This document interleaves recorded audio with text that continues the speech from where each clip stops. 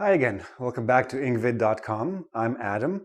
Today I'm going to help you sound a little bit more like a native speaker, hopefully. Students ask me all the time, how can I sound like a native speaker? Well, before I say anything, let me just tell you that it will take time and a lot of practice.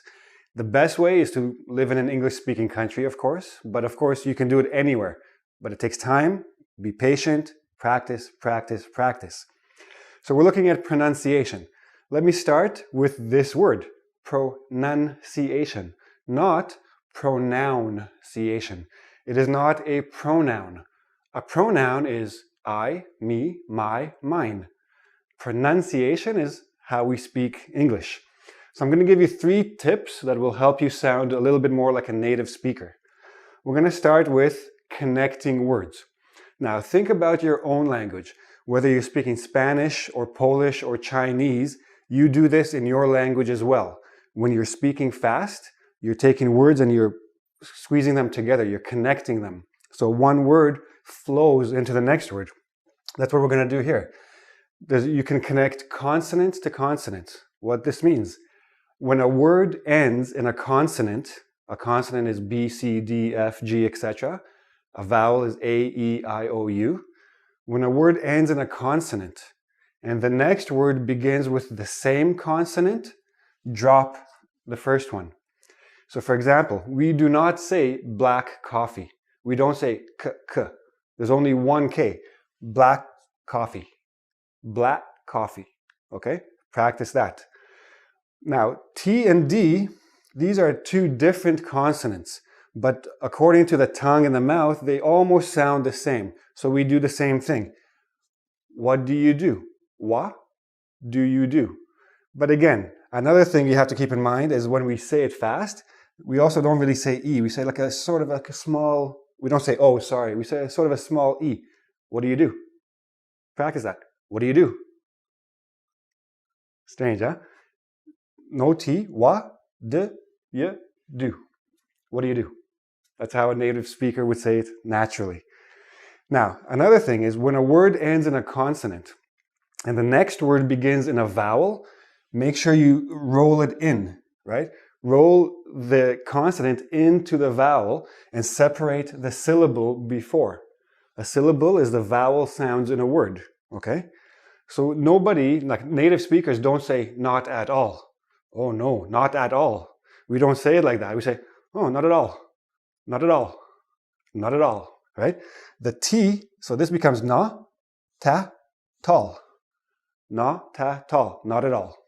Okay? Say it quickly, blend the letters one into the next, but again, practice it. Now, for those of you who are going to be taking a test, an English test that involves listening, IELTS, TOEFL, TOEIC, if you're in Canada, you're maybe doing a CELPIP test, okay?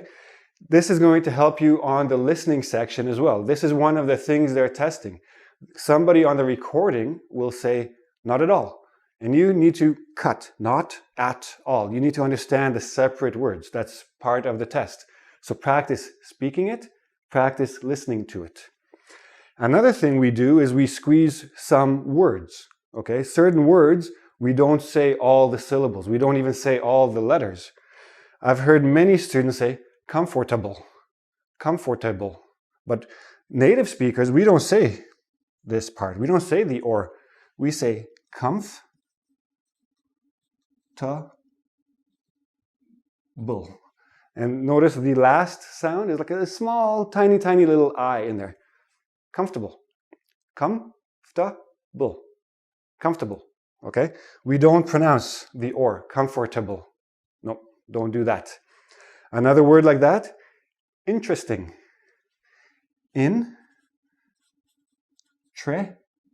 Sting. Find out what the syllables are. So interesting.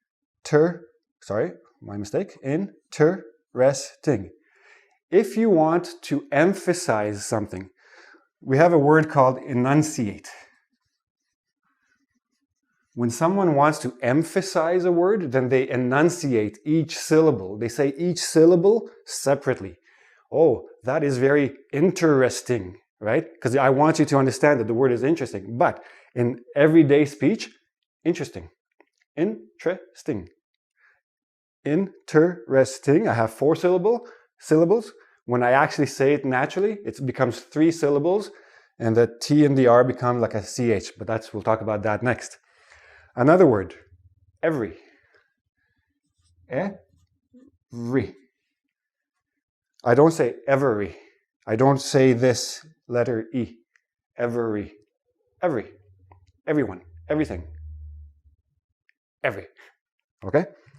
Last, squeeze letters. Now, this is particularly true for a few letters. When we have TR, TR together usually sounds like CHR. So we don't say country. We say country. Country. Like a tree that grows, but even a tree is tree. Okay? If you go out with your friends, you go out for a treat. Okay? Another one is DR. DR also doesn't really sound like DR. We don't say 100. Okay? It's too difficult for the tongue to make the quick switch. So this sounds like JR. 100. 100. Now, this goes with the first idea when you're connecting words, but when you're connecting words and you have a D and a Y together, it becomes like a J sound. Did you? Did you? Did you? Did you do it? Did you do what I asked? Did you? Did you? Okay, so we say it like that. Very quick, very mixed, and you have to practice these because it's just more a habit than anything else. Native speakers, we don't think about doing these things.